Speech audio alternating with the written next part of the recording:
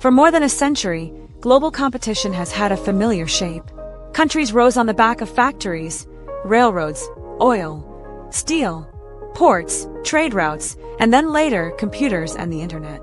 If you had the resources, the industrial base, and the ability to innovate, you could climb the economic ladder. But right now, that ladder is being re-engineered. Because a new kind of advantage is emerging, and it's not just about what you produce. It's about how intelligently you produce it, how quickly you adapt, and how accurately you can see around corners. Welcome to what we're calling AI-driven economies. Economies where artificial intelligence isn't a side project or a tool reserved for a few tech companies, but a system-level engine powering productivity, growth, and national competitiveness. Today we're going deep on how AI is transforming economic power, reshaping markets, and creating a new hierarchy of nations. The question isn't whether AI will change global competition. It's which countries will build the capacity to compete in an intelligence economy, and which countries will become dependent on those who did. You're listening to the B.I channel, where data meets decisions. I'm your host, Solon Hale, and joining me is strategist and the founder of the B.I channel, Nakul Nikima. We're going to break down what an AI-driven economy actually is, what it's built on, how it changes the global playing field, and what leaders need to do to build one intentionally. Nakul, welcome back. Always good to be here, Solon. And honestly, this topic is the heart of the next era. Because the countries that treat intelligence as infrastructure are going to set the terms of global competition. That phrase, intelligence as infrastructure, feels like the doorway here. So let's start with clarity. When we say an AI-driven economy, what do we actually mean? I want listeners to leave with a definition they can use. An AI-driven economy is one where AI is embedded across the entire economic system, not just inside a few companies, and not just in isolated automation projects. It becomes part of the operational fabric of production, consumption, coordination, and decision-making. So sure, it includes automation, but it's bigger than automation. It's intelligence at scale. Systems that learn, predict, optimize, and adapt continuously. And that intelligence shows up everywhere. Supply chains, labor markets, finance, public services, even how governments forecast and shape economic policy. So it's not simply, we used AI in marketing, or we have chatbots, or a couple of firms are doing machine learning. Exactly. Those are inputs. An AI-driven economy is an outcome, and it shows up as national productivity and national adaptability. AI becomes the engine of growth. In the same way electricity became an economic multiplier, intelligence becomes the multiplier now. Let me test that with a practical frame. If I'm a policymaker listening to this, how would I know whether my country is moving toward being AI-driven? What are the signs that AI is actually becoming a macroeconomic force, not just a tech trend? You'd see AI showing up in measurable ways. Faster throughput in logistics, lower waste in agriculture and manufacturing, better forecasting in energy demand, more responsive public services, and more stable financial and trade systems. And you'd also see institutional change, updated education pathways, national data strategies, standards for model governance, and an industrial strategy that treats AI as core infrastructure. So it's both performance and capacity. The outputs improve, and the system builds the capability to keep improving. That's the key. AI-driven economies aren't defined by a one-time adoption wave. They're defined by compounding intelligence. Okay, now let's build the blueprint. If an AI-driven economy is a system, systems have components. What are the pillars? What's the architecture that makes this real? I think about 5 pillars. And when a nation strengthens these pillars together, the economic impact multiplies. Let's take them one by one. First pillar. Pillar 1 is autonomous productivity systems. Think factories, farms, logistics networks, and energy grids that don't just run, they optimize themselves in real time. They sense conditions, detect inefficiencies, adjust schedules, reroute shipments, reduce downtime, and keep learning. So not a static production line, but a living system that's watching itself. Exactly.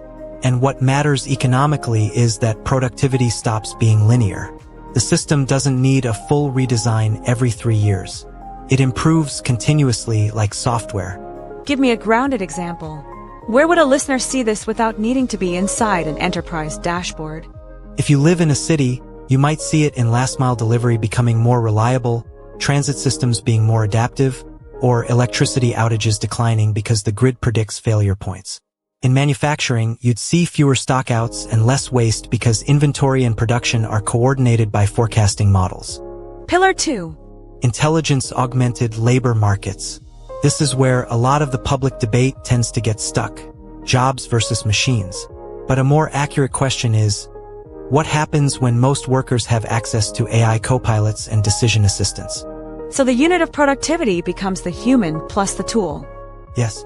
Nurses with clinical copilots, engineers with design assistants, small business owners with automated accounting and forecasting, civil servants with policy analysis support. When that becomes widespread, a country's workforce gets a capability boost without needing a generation-long demographic shift. But there's a tension here. If AI copilots raise productivity, who captures the value? Companies, workers, governments via tax. This gets political fast. It does. And the distribution of benefits becomes a design choice, not just a market outcome. That's why labor policy, training systems, and bargaining power matter so much in AI-driven economies. If you were advising a government, what would you watch as an early warning signal that the labor pillar is going wrong? 2 signals: wage polarization and skill bottlenecks. If AI tools raise output but wages stagnate broadly, you're creating the conditions for instability. And if only a small elite can use the tools effectively, your economy becomes dependent on scarce talent, which slows adoption. Pillar 3. Finance. This one feels less visible to the public, but maybe even more powerful. AI-powered financial systems. Money is the coordination mechanism of the economy. When finance becomes more intelligent, you change how capital moves, how risk is priced, and how shocks are absorbed. How does AI show up in finance beyond algorithmic trading, which is what most people imagine? In forecasting and risk modeling, credit risk, climate risk, supply chain risk. In fraud detection and security. In consumer finance, more personalized underwriting. In macro stability, central banks and regulators gaining much better situational awareness. Situational awareness meaning you can see overheating in certain sectors earlier? Exactly. You can monitor stress signals across the system. Defaults, liquidity constraints, price anomalies. The goal is not perfect prediction, that's not realistic. The goal is earlier detection and faster response, so you reduce damage when shocks hit. And I'm guessing the risk is that when the models are wrong, they're wrong at scale. Correct. The same intelligence that stabilizes the system can destabilize it if incentives are misaligned or if everyone relies on similar models. Pillar 4 is one you've teased before and listeners really responded to last time. National simulation. What does that actually mean in plain language? National simulation economies are where countries build the ability to test economic policies in simulated environments before deploying them in the real world. Think of it as a policy wind tunnel. So before changing a subsidy, adjusting interest rates, reforming a tax system, or investing in a massive infrastructure project, you run scenarios and see second and third-order effects. Exactly. And these simulations improve as the data improves. They're not crystal balls, but they can reduce blind spots. They can highlight which regions might be hit hardest, which industries might face bottlenecks, and where unintended consequences might show up. There's an interesting cultural shift here. Policymaking has always involved models, but usually they're slower, simpler, and more contested. AI makes the modeling faster and potentially more granular. And it pushes governments toward continuous policy iteration. In an AI-driven economy, policy becomes more like product management. Test, learn, adjust. 5th pillar, public services. This is where, as you said earlier, citizens actually feel the effect. Intelligence-driven public services, healthcare that uses real-time triage and resource allocation, education that adapts to learners, transportation systems that optimize for congestion and safety, and social systems that can detect risk early and respond better. That sounds ideal, but it also raises concerns around surveillance, data rights, and bias. It does. And that's the trade-off every AI-driven economy has to manage: intelligence versus intrusion. The best outcomes come when citizens trust the system, when governance is transparent, when there's accountability, and when the public actually sees benefits. Let's connect these pillars back to global competition. Because a listener might say, okay, this sounds like a modernization agenda. But your claim is bigger. AI changes the hierarchy of nations. How? AI reshapes competition in at least three major ways. First, productivity can become exponential. Not in every sector instantly, but overall output can rise without proportional increases in labor or capital. If you can increase throughput, cut downtime, reduce waste, and optimize decisions everywhere, your economy grows differently. So the classic formula, more workers, more machines, more land, starts giving way to more intelligence per unit. Exactly. Second, innovation cycles speed up. When AI supports research, design, testing, and deployment, you can move from idea to product faster. Nations that can compress the time between discovery and commercialization can dominate markets. Which means global competition becomes a race of iteration, not just invention. Right. And third, resilience becomes intelligence-driven. Countries with strong forecasting and coordination can anticipate shocks, pandemics, commodity squeezes, supply chain disruptions, climate events, and stabilize faster. Resilience becomes a competitive advantage. So economic power becomes a function of intelligence capacity. Yes, intelligence capacity, plus the ability to deploy it safely and widely. Let's push on that. When we talk about intelligence capacity, what are the ingredients? Data, compute, talent, institutions, platforms. All of the above. And crucially, the ability to integrate them.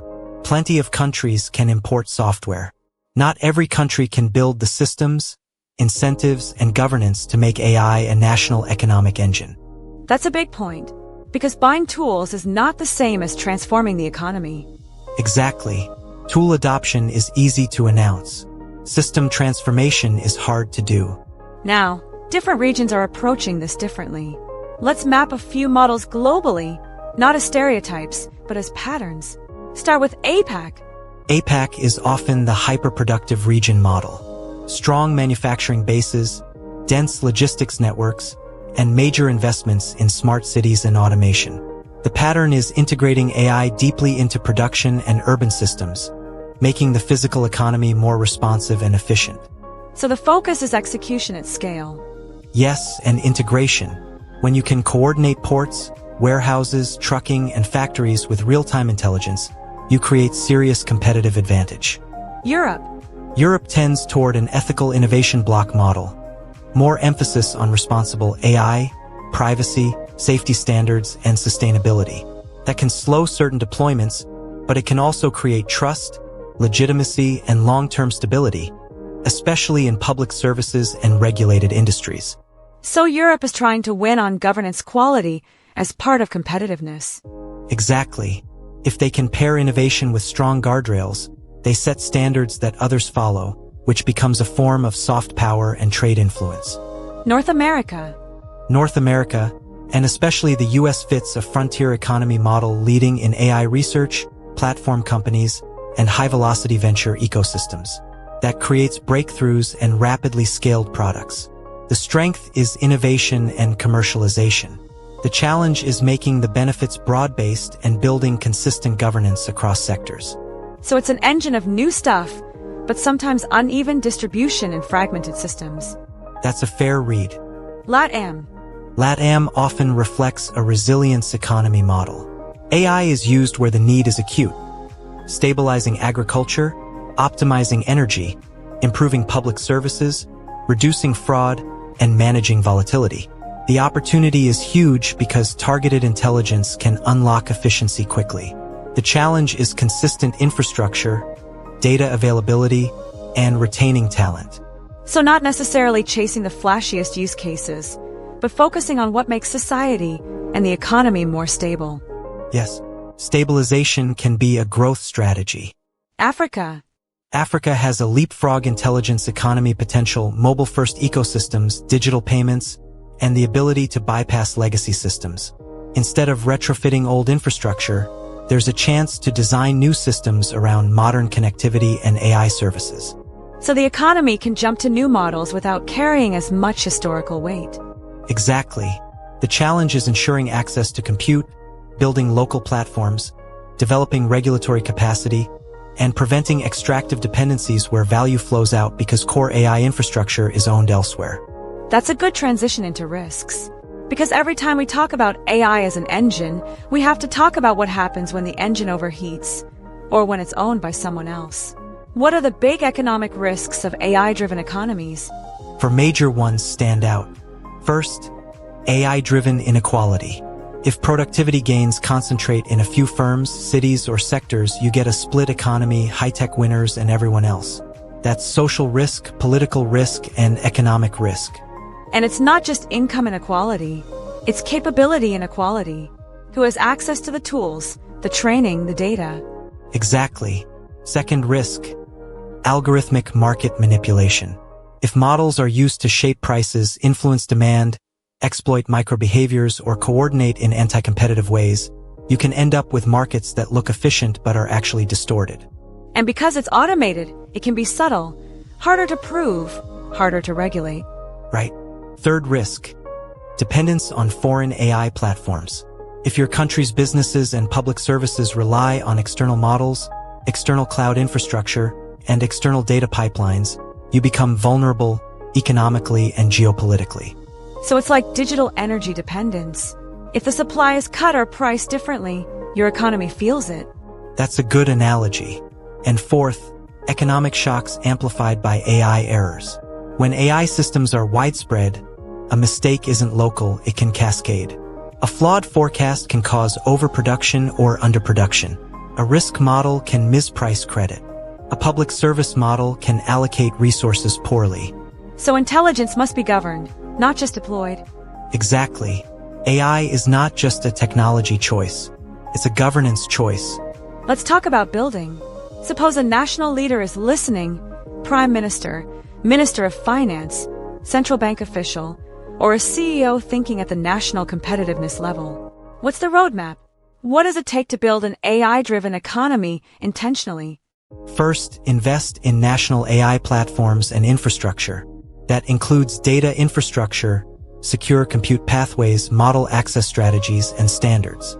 It doesn't necessarily mean one government model for everything, but it does mean foundational capacity that the economy can reliably build on. So businesses aren't constantly reinventing the wheel, and the public sector isn't buying disconnected systems. Exactly. Second, build intelligence-augmented labor systems. This is training, res-killing, credentialing, and tool access. The goal is to raise the baseline capability of the workforce, not just create a small group of AI specialists. That's a subtle but big shift. AI fluency across the workforce. Third, develop sovereign simulation engines, policy modeling capacity, scenario planning, and economic forecasting frameworks that are transparent and accountable. Again, not perfect prediction, better decision cycles. Fourth, modernize education for AI fluency. And I don't just mean coding. I mean data literacy, critical thinking about automated outputs, understanding incentives, and knowing how to work alongside systems that generate recommendations. So students learn how to question the machine, not just use it. Exactly. And fifth, create ethical economic governance. Clear rules for accountability, transparency, auditability, and redress. A way for citizens and firms to know what happens when an AI system causes harm, or when it excludes people unfairly. You're describing a blend of industrial strategy and institutional strategy. That's what it is. AI-driven economies don't just happen because startups exist. They happen because a nation aligns infrastructure, incentives, labor, and governance. Let's make this tangible. If someone listening is not a head of state, maybe they're an investor, an operator, an analyst, what should they watch to tell which countries are likely to rise in this new competitive order? Watch for three things. 1. Whether AI adoption is broad or narrow. If it's just a few tech giants, that's not an AI-driven economy yet. 2. Whether the country is building its own capacity or importing everything. 3. whether trust and governance are strong enough to scale intelligence without backlash. So scale, sovereignty, and legitimacy. That's a great summary. Before we close, I want to return to the big idea we opened with: global competition is being rewritten. If the industrial era rewarded mass production and natural resources, and the digital era rewarded connectivity and software, what does the intelligence era reward? It rewards speed of learning. It rewards coordination. It rewards decision quality under uncertainty. And it rewards the ability to turn data into action safely, repeatedly, and at scale. And for nations that don't build that capacity, they risk becoming rule takers in the global economy, dependent on external platforms, external standards, and external decisions. Not because they lack talent or ambition, but because intelligence infrastructure becomes as fundamental as roads, power, and finance. That's the real story here. AI-driven economies aren't just about technology leadership. They're about economic autonomy, competitiveness, and resilience in a world where intelligence compounds. Nakul, thank you for joining us. Always a pleasure, Solon. I'm glad we took the time to treat this like the system-level shift it is. And thank you for listening to the BI channel, where data meets decisions. If this episode sparked new questions for you about your country, your industry, or your career, hold on to them. Because the next era of global competition won't be decided by who has the biggest factories. It'll be decided by who builds the smartest systems.